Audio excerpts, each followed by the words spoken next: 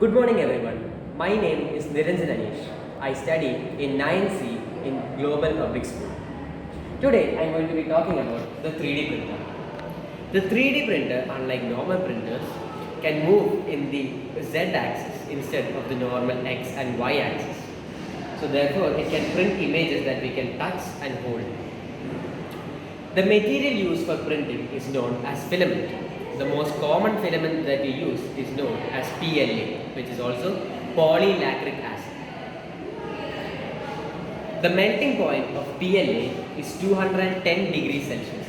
We melt it and then it comes out of the extruder, which is the black thing over here.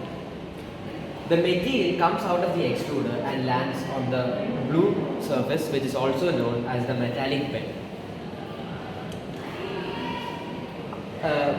So before printing, we first have to ensure that the 3D printer is level.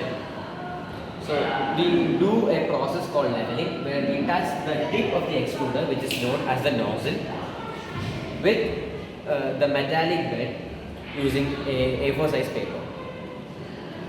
And after we finish leveling, we move on to preheating this. We preheat this so that the filament, when it's inserted, melts, and then we can properly put it out, and then we can print the object. So after we do the preheating, we can move on to inserting the filament.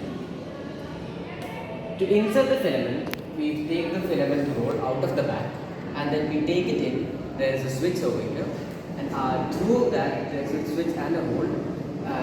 We take it through that, and then we put it in to the top of the extruder. The extruder heats itself so that the filament melts and then it comes out of the nozzle. It also has many fans to regulate the temperature. To print a 3D model, we first have to ensure that it is in the correct format. The format for this is called G-code.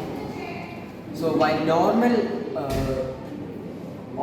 normal printers use file types of JPEG and PNG, 3D printers use the file type called as G-code.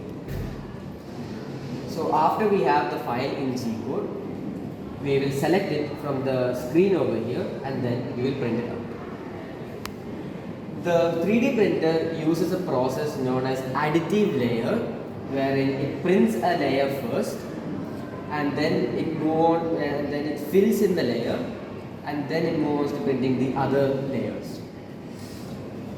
So this can take quite some time. For example, this took nearly 4 hours to make. We use this in the lab to make many prototypes and all of that. If we use some other material, for example wood, it would generate a lot of waste as well. But this generates little to no waste. Thank you.